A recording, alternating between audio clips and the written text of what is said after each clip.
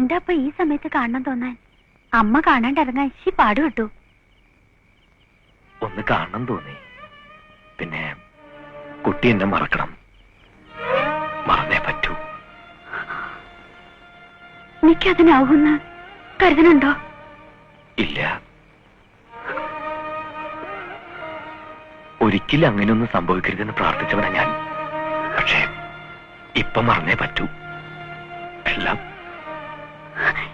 എന്താ ഉണ്ടായെന്ന് പറയൂ. ഇനി ഞാൻ എന്തെങ്കിലും... ഇല്ല, ഗൗരി എന്നും നല്ലതേ ചെയ്തിട്ടുള്ളൂ. അതുകൊണ്ടല്ല.